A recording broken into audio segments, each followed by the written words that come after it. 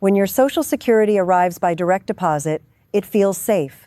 It feels like your money, sitting quietly in your own account, with no one else having a say. But there are 3 rules that actually decide how safe it is once it lands. One of them lets the government reach in and take a slice for an old debt you may have forgotten about entirely. One of them forces your bank to protect you automatically, but only if one specific thing was done right. And one of them is a scam, quiet and fast, that can send your entire benefit somewhere else before you ever notice it's gone. I quote M. Sophia Morgan, and I'm going to walk you through all 3 of these, one at a time, in plain language. So none of this ever catches you off guard. None of the 3 is meant to scare you. Each one comes with a simple, specific way to protect yourself, and by the end, you'll have all 3 in your pocket. Stay with me through all of it, because the last one is the one that can happen the fastest, and it's also the easiest of all 3 to stop completely. Quote, start with the rule that surprises people the most, because they always believed this money was simply untouchable.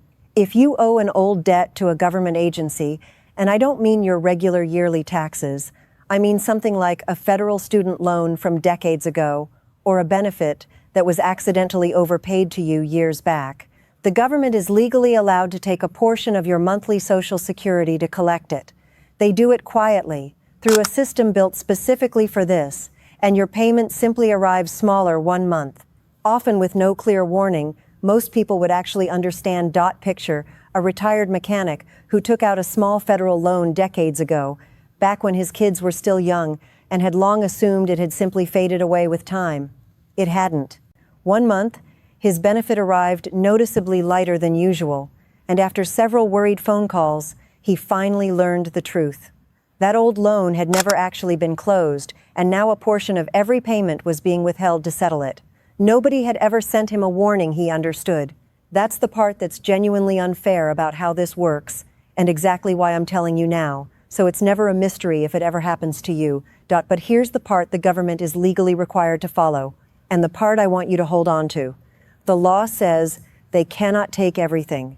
Under the current rule, they generally must leave you at least the first $750 of your monthly benefit untouched, no matter what the underlying debt is, and they can only take a limited share of anything above that. If your entire benefit falls under that protected floor, they legally cannot touch a penny of it. And here's something worth knowing about that number specifically, because it changes how much protection it actually gives you over time. That protected floor was set decades ago and has never been raised to keep pace with inflation, which means the shield it provides covers a little less of your actual monthly expenses with each passing year. So, if you ever receive a letter saying an old government debt will be collected from your benefit, don't panic and don't set it aside unopened. You have the right to request a review of that debt. You have the right to demonstrate financial hardship if paying it would leave you unable to cover basic living expenses. And you have the right to request a smaller, more manageable repayment arrangement instead. The one thing you should never do is nothing. That letter isn't the end of anything. It's the start of a conversation you're fully entitled to have. The second rule is the one I most want you to remember, because it's the rare one that actually works entirely in your favor, and almost nobody knows it exists until the day they need it. This time, the one coming after your money isn't the government at all. It's a private debt collector. Say an old credit card balance, a medical bill, or some forgotten debt from years back ends up with a collector, and they win a court order to freeze money sitting in your bank account. You'd assume your Social Security sitting right there in that same account is simply fair game. It is, quote, there, quote, a federal rule that requires your bank to step in and protect you automatically before you ever have to ask, before you even know a garnishment order has arrived. When a collector comes after your account, your bank is required to look back over the previous 2 months, add up every dollar of qualifying federal benefits, like Social Security, that arrived electronically during that window, and set that entire amount aside as untouchable. The collector cannot freeze it. You keep full, normal, everyday use of that money. Picture a widow who fell behind on a hospital bill during one especially difficult year, and a collector eventually won an order against her bank account. She was terrified they would simply empty it and leave her with nothing to cover rent that month. But because her Social Security had been arriving by direct deposit, Her bank had already set 2 months' worth of it safely aside, completely untouched. Before she ever even walked through the door to ask about it, the collector couldn't reach it. She kept the money she needed to actually live on. She never knew that protection existed until the exact day it quietly saved her. But here is the one detail that decides whether you get that automatic shield at all. And it's the whole reason direct deposit matters as much as it does. That protection only switches on if your benefit arrived electronically, sent directly into your account by the paying agency itself. If you're someone who still receives a paper check and carries it to the bank yourself to deposit it, the bank has no simple, automatic way to identify that specific money as Social Security once it lands in your account. And that shield never activates for it. The exact same dollars lose their built-in protection purely because of how they arrived. One more thing worth knowing here. That automatic protection generally covers up to 2 months' worth of your benefit specifically. If you've built up a larger balance over time in that same account, the bank isn't required to automatically protect everything above that 2-month amount under this particular rule. Though depending on your state, other exemptions can sometimes still apply. It simply wouldn't happen automatically the way the first 2 months does. So the plain lesson is this: having your benefit come by direct deposit isn't just more convenient. It quietly wraps your money in a legal protection that a paper check can never give it.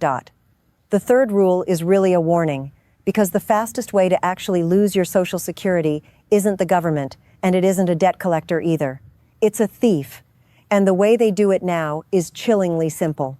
Somewhere out there, pieces of your personal information are already floating around, leftover fragments from old data breaches you likely never even heard about. A thief gathers enough of those fragments, contacts the agency that sends out your benefit, convincingly pretends to be you, and quietly changes exactly one thing. The bank account your payment is set to land in. The next payment, the one you were counting on, the one that pays your rent or your prescriptions, sails right past you and lands in their account instead. And for a lot of people, the very first sign anything went wrong is the day the money simply doesn't show up. Now, don't let that frighten you, because the fix here is every bit as simple as the crime itself, and every part of it is completely in your own hands. You can create and secure your own online account with Social Security before anyone else ever gets the chance to. Once you've claimed it as yours, a stranger can't walk in later and pretend to be you, because the door is already locked from the inside. You can also request that any future change to your direct deposit information requires an additional identity verification step, one that only you personally are able to complete. And every single month, in those first few days when your payment is due, simply take 30 seconds to glance and confirm it actually landed. A thief is counting entirely on you not to look. The moment you become the kind of person who checks, you turn into a difficult target, and they move on to someone easier. Before you go, I want to hand you the one thread that ties all three of these rules together, because it's simpler than it sounds. Money that arrives by direct deposit is protected in ways that a paper check and hand-carried cash simply are not. The plain act of having your benefit sent straight into your account is, by itself, one of the strongest financial shields available to you. So make sure that's how yours arrives. Keep an eye on it in those first few days of every month. Respond to any letter about an old debt instead of setting it aside. And never share the private details that would let a stranger move your money for you. This is general education, not personal legal advice. Garnishment rules, protected amounts, and Social Security's own security procedures can change, and every situation is different. So confirm your specific circumstances with your bank, the Social Security Administration, or a qualified attorney. A video. If you know an older person in your life who still receives a paper check or who's never heard a word of any of this, send them this video. This is exactly the kind of quiet knowledge that protects someone long before they ever actually need it.